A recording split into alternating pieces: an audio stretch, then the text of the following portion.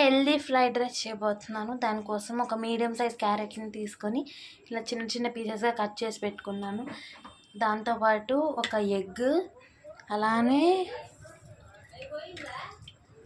కరేపాకు కొంచెం చేసేసేసి దీంతో హెల్దీ ఫ్రైడ్ రైస్ ఎలా చేయాలో చూసారు. First stove వెలిగించుకోవాలి.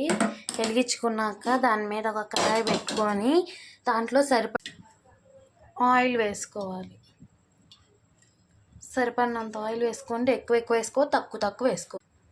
నూనె వేడెక్కినప్పుడు ఆవాలు వేసుకోవాలి. కొన్ని ఆవాలు కూడా వేడెక్కినప్పుడు ఇప్పుడు కరివేపాకు ఆ తర్వాత దాంట్లో మీడియం సైజ్ కట్ చేసి పెట్టుకున్న క్యారెట్ని కూడా ఇలా వేసేసుకోవాలి.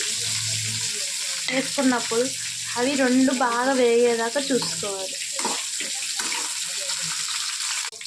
క్యారెట్లు అయిపోయాక ఇప్పుడు గుడ్డుని కొట్టేసుకోవాలి. ఎగ్ కూడా కొట్టేసుకున్నాక ఇప్పుడు మొత్తం కలిపి ఒకసారి కలుపుకోవాలి.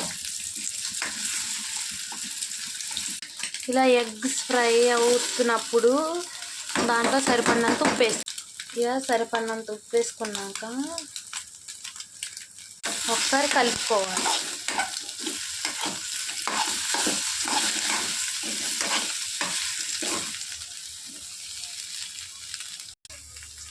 దాంట్లో ఇప్పుడు సరిపడినంత పసుపు వేసుకోవాలి. నెక్స్ట్ మీకు సరిపడినంత పసుపు వేసుకోండి. పచ్చివాసన పోవటానికి ఖచ్చితంగా పసుపు వేసుకోవాల్సింది ఫ్రైడ్ రైస్లో, అది అందరికీ తెలిసిన విషయమే.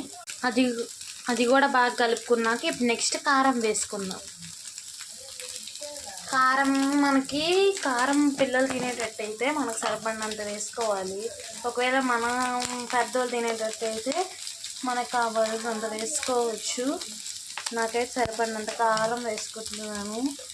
ఈ కారం వచ్చేసి నేను సొంతంగా మా ఊరి నుంచి, అది గుంటూరు నుంచి తెప్పించుకున్న పచ్చిమిరపకాయలతో మేము పట్టించుకుంటాం. అందుకే అంత ఎర్రగా ఉంది.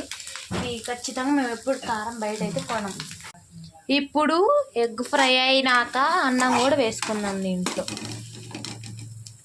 నెక్స్ట్ అన్నం వేసి ఇలా మంచిగా అడుగు నుంచి పైకి తిప్పుకోవాలి.